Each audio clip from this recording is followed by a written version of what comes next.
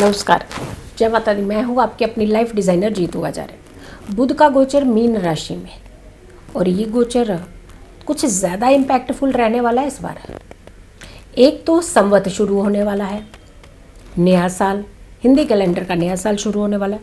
और उससे पहले ही अगर कोई ग्रह नीच का हो जाता है, और जब संवत शुरू हो, जब नया साल शुरू हो, तो उस समय प्लैनेट अगर नीच का रहे, और ऐसा प्लैनेट जो बहुत बड़ी पोजीशन रखने वाला प्लैनेट हो, ऐसा प्लैनेट जिसका इम्पैक्ट साल भर रहने वाला हो, और आते ही अगर शुरुआत में ही वो प्लैनेट नीच का रहे, तो कैसा इम्पैक्ट आएगा आपके ऊपर।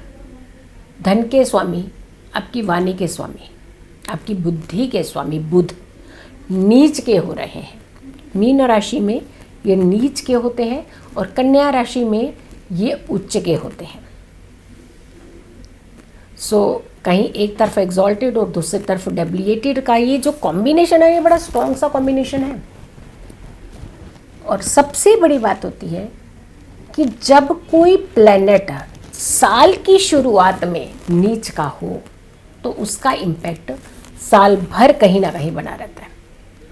चलिए, हम साल भर की बात नहीं है, हम जब तक ये प्लैनेट नीच का रहेगा तब तक तो खास प्रिकॉशंस की ज़रूरत आपको रहेगी। अब व्यापार, सिर्फ व्यापार नहीं, व्यापार के कारक तो हैं ही हैं, आपके माइंड बुद्धि के भी कारक हैं, ये आपके मनी के भी कारक हैं, आपकी वाणी के भी कारक हैं।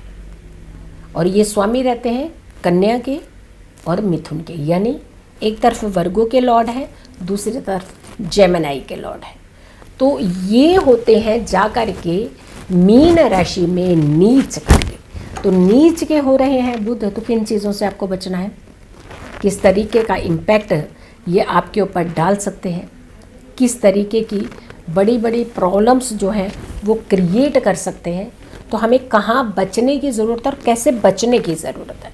16 मार्च को ये गोचर हो रहा है, यानी 16 मार्च का ये जो गोचर है, ट्रांजिट है, ये सुबह 10:47 पर होगा। यहाँ मरकरी नीच के हो जाएंगे, और नीच के मरकरी किस तरीके का इम्पैक्ट आपके डालेंगे। सबसे बड़ी बात, जो मीन राशि की अगर हम बात करते हैं, तो ये राशि जल तत्व की राशि है, और इस राशि में ये नीच के होना, और साथ के साथ देवगुरु बृहस्पति, साथ में इनके देवगुरु बृहस्पति, यानी स्वराशि मीन राशि में गुरुजी भी चल रहे हैं, और गुरुजी जो है, बृहस्पति जो है, वो मीन राशि के अधिपति हैं।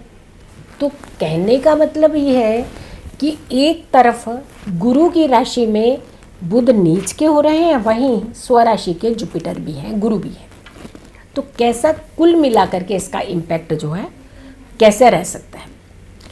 बुध वैसे कहते हैं कि बहुत दयालु है, बहुत ज़्यादा कूल है प्लैनेट, यानी जिसके साथ बैठते हैं वैसे ही कहानी कर देते हैं, वैसे ही बातें मान लेते हैं, वैसे ही स्वभाव बना लेते हैं अपना।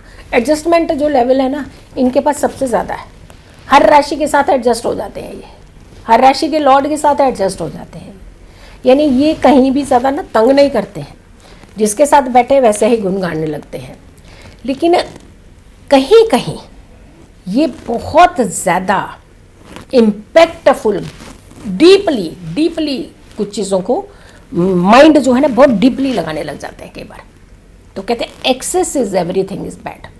बहुत ज़्यादा जब हम किसी चीज़ में हद से ज़्यादा घुसना, हद से ज़्यादा सोचना, हद से ज़्यादा क्रिएट करना, तो ये सारी चीज़ें जो हैं ये प्रॉब्लमेटिक होती हैं।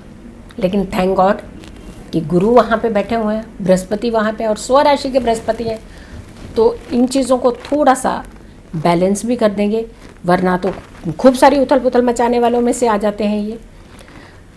कला, आपका बोलने की कला, बोलने वाले लोगों के लिए तो बहुत अच्छा काम इम्पैक्ट डालते हैं ये, लेकिन यहाँ पे नहीं डालेंगे, यहाँ पे तो नीच की हो रहे हैं। और जो लेखन क्रिया में रहते हैं, खास करके लिखने का काम ज़्यादा करते हैं, और उन लोगों के लिए थोड़ा सा ज़रा समझ करके कलम तो चला रहे हैं, तो माइंड अगर के थोड़ा सा डिस्टर्ब है तो कलम चलाएंगे तो कहीं गलत ना चल दे कलम। तो यहाँ पे आपको खास करके ध्यान रखने की ज़्यादा ज़रूरत है। फिर आती है बात कि हमारा धन, कई बार हम धन की बात करते हैं तो एक्सेस मनी कहीं भी वेस्ट कर देते हैं, अननेसेसरली का वेस्टेज। और 12वें भाव की जब हम बात करते हैं तो हॉस्पिटल भी होता है हमारा। तो धन तो निकले, लेकिन स्ट्रेस एंजाइटी के चलते सिर्फ हॉस्पिटलों में ना निकले हमारा धन। तो यहाँ आपको ज़्यादा अटेंटिव भी रहने की ज़रूरत है, और यहाँ पे ज़्यादा आपको अपने मनी सेविंग के चलते आपको संभलने की भी ज़रूरत है। यानी अटेंटिव भी रहिएगा, उपाय भी कीजिएगा, और साथ के साथ थोड़ा सा बैलेंस होकर के चीज़ों को करने का प्रयास कीजिएगा। कंपनीज खास करके ये इम्पैक्ट किन चीज़ों के ऊपर ज़्यादा पड़ने वाला है? एक, स्टूडेंट्स, दूसरा लेखन करने वालों के, लिखने का काम करने वालों के लिए, तीसरा सिंगिंग, गाना, dialogues, this and that, artist कर सकते हैं, लेकिन उसमें शुक्र का इम्पैक्ट भी चाहिए होता है। बट यहाँ पे हम मरकरी की बात करें तो मरकरी में भी ये सारी चीज़ें दायरे में आती हैं। तो आपके लिए भी ये कहीं ना कहीं फ्लक्चुएशन, मल्टीनेशनल कंपनीज़ जो खास करके हम कंपनीज़ की बात करते हैं इसलिए क्योंकि हमारे व्यापारिक के भी स्वामी होते हैं ये। तो मल्टीनेशनल कंपनी, स्मॉल स्टार्टअप जो होते हैं, जिनको छोटे छोटे, जैसे हम काम खोल लेते हैं, नया जो हम काम खोलते हैं, तो लेकिन उसमें क्या करते हैं, तो हम बड़े ओवर कॉन्फिडेंट होकर के काम खोल लेते हैं। फिर उसके बाद धीरे धीरे प्रैक्टिकल सिचुएशन में आते हैं तो हमें आटे दाल का भाव जो है वो समझ में आने लगता है। तो ध्यान रखिए, अगर आपने खोली हुई है कोई कंपनी तो उसके ऊपर बहुत बैलेंस तरीके से आप काम कीजिएगा, या फिर आप खोलने वाले हैं तो इस समय, अगर इस दौरान थोड़ा सा अगर आप टाल सकें, क्योंकि जब तक बुध नीच के होते हैं तो थोड़ा सा इम्पैक्ट इनका सही नहीं रहेगा, तो आप कोशिश कीजिएगा अगर टाल सकते हैं तो ये 28-30 डेज़ जो हैं ये टाल दीजिएगा। उसके बाद, क्योंकि जब भी आप बिज़नेस की बात करते हैं तो हम अपनी जमा पूंजी लगा देते हैं, अपनी हार्डकोर मनी जो है उसमें इन्वेस्ट कर देते हैं। तो कहीं ऐसा ना हो कि हम फ्लक्चुएशन, हमें बहुत ज़्यादा बड़ी फ्लक्चुएशन हमें झेलनी पड़े, या बड़ी फ्लक्चुएशन के चलते हमारा धन का जो है वो ज़्यादा नुकसान हो सकता हो।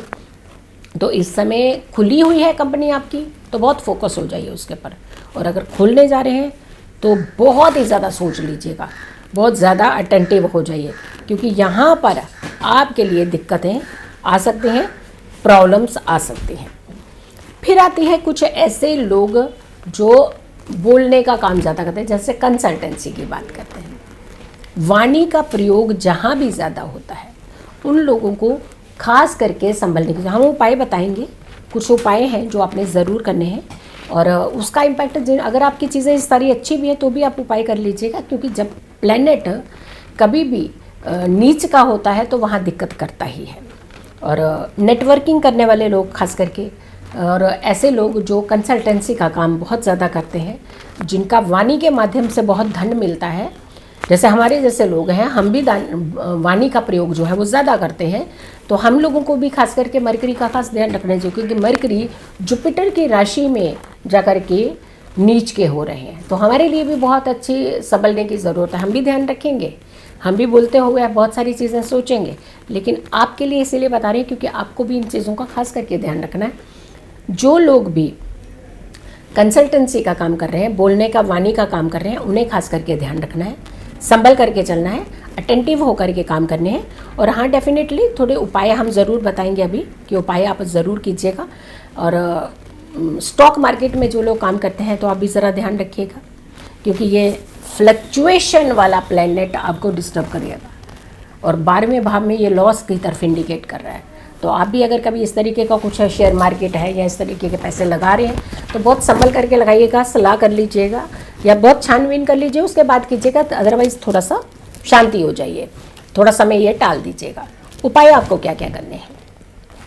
एक तो आपने ओम बुद्ध बुद्धाय नमः इस मंत्र का पूरा महीना जाप कीजिएगा, और इस महीने जो जाप करना है वो आप 108 इलायचियाँ ले लीजिए, छोटी छोटी हरे रंग की, एक एक इलायची उठाते जाइए, एक साइड पे रखते जाइए, लेकिन ये साफ़ कपड़े पे रखिएगा, हाथ साफ़ होने चाहिए एकदम से, और कपड़े जो है ग्रीन कपड़ा आपने ज़मीन पे रखना है या सामने रखना है, और 2 कपड़े ले लीजिए, एक से उठानी है, दूसरे में रखते जाना है, 2 छोटी छोटी पोटलियाँ बनानी है आपने एक तरह की, तो आपने एक से उठा करके दूसरे पे रखते 108 इलायचियाँ लेनी है, ओम बुद्ध बुद्धाय नमः इस मंत्र का जाप करना है।